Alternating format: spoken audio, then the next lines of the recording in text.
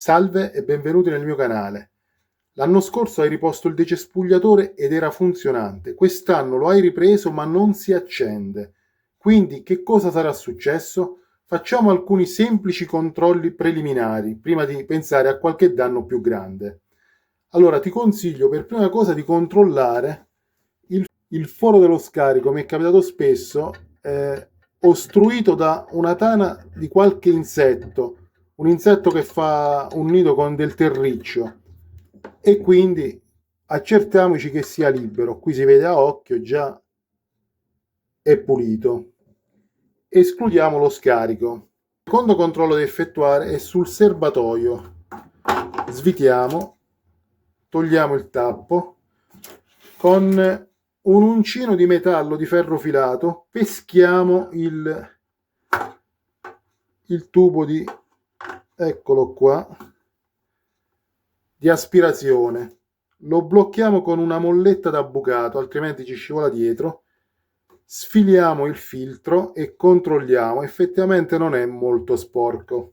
Al limite, se abbiamo a disposizione un compressore, diamo una pulita. Attenzione agli schizzi. Se non abbiamo un compressore, possiamo utilizzare una di quelle bombolette ad aria compressa, oppure avere dei filtri di ricambio, perché costano veramente un'inezia, e sostituirli, ma in questo caso lo vedo abbastanza pulito.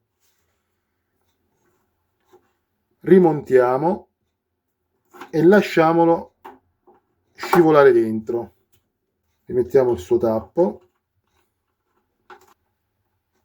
Un altro controllo da fare è sulla candela. Stacchiamo la pipetta, controlliamo visivamente che non vi siano tracce di ossido, ma pare bella lucente, quindi la pipetta è funzionante. Svitiamo la candela. Ecco, la candela è solo un po' sporca di olio, ma cosa normale. Mi raccomando, le candele vanno pulite esclusivamente con una spazzola di ottone. Non passate la carta vetrata in mezzo ai contatti. Perché?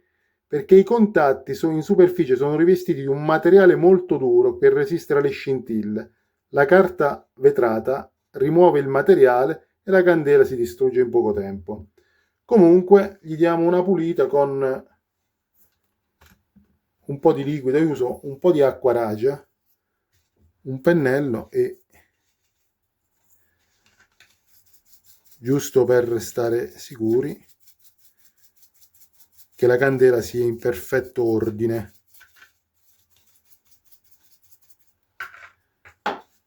Poi con una spazzolina di ottone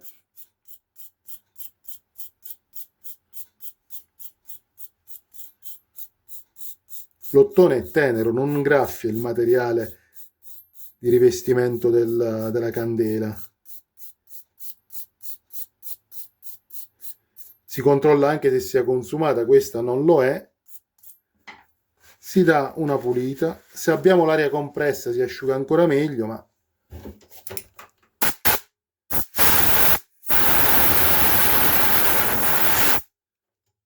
ecco qui. Facciamo una prova se fa la scintilla. La metto nella pipetta. Mi accerto che non sia in fase di stop, perché la fase di stop del decespugliatore, quando viene spento, interrompe la corrente della candela per spegnerlo. Quindi accertiamoci che sia in fase di avvio. Con la chiave facciamo il contatto con la carcassa del motore. Adesso vi spengo le luci, così vediamo se fa la scintilla. Come vedete, la scintilla c'è ed è bella viva. Quindi la candela è a posto, è funzionante. Tra l'altro, senza candela ci possiamo accertare anche se il pistone gira libero. Sentite? Anzi, se guardiamo bene si nota anche il pistone che sale, la testa del pistone. Quindi su questa parte non ci sono problemi. Riavvitiamo a mano. Una stretta con la sua chiave leggera, vedete? Così, non serve stringere a morte. Rimettiamo la pipetta e abbiamo effettuato un altro controllo. Adesso resta da controllare il filtro dell'aria.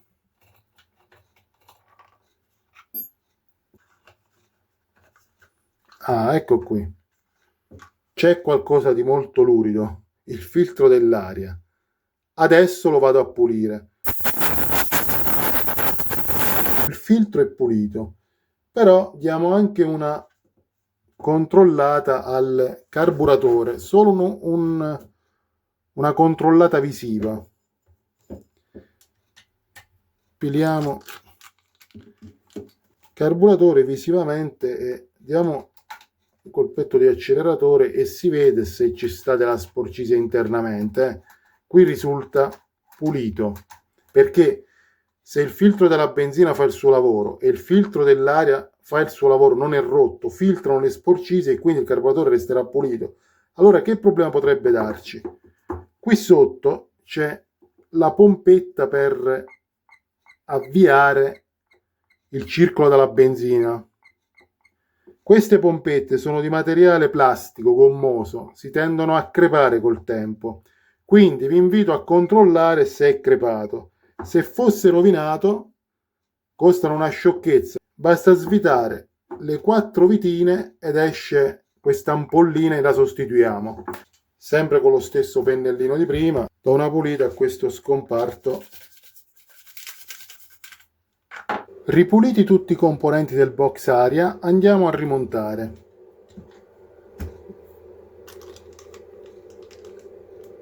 Infiliamo le 2 viti qui. Non dimentichiamo la guarnizione, facciamola coincidere con i fori.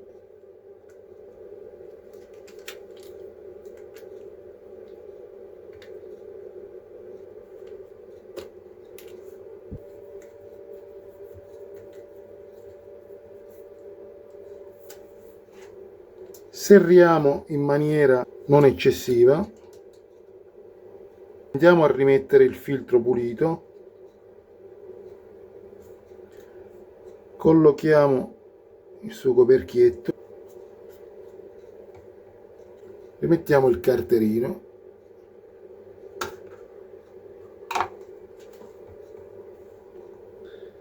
E l'ultima vite.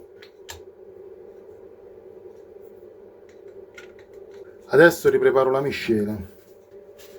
Io per preparare la miscela utilizzo un contenitore così per non mettermi a fare calcoli. Vedete, è molto semplice. Livello della benzina e poi a seconda della percentuale di miscela che voglio ottenere aggiungo olio fino ad arrivare alla tacca. Io utilizzo una miscela al 4%, forse un po' grassa, ma preferisco andare su una miscela grassa che preserva meglio il cilindro. Forse sporco un po' di più lo scarico, ma dato l'alto numero di giri a cui lavora il decespugliatore è meglio abbondare con la lubrificazione. Faccio rifornimento e facciamo il test.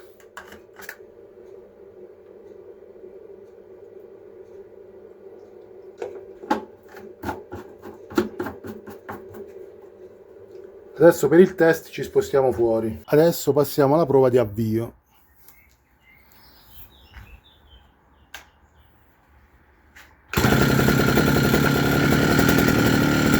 Come vedete regge il minimo perfettamente.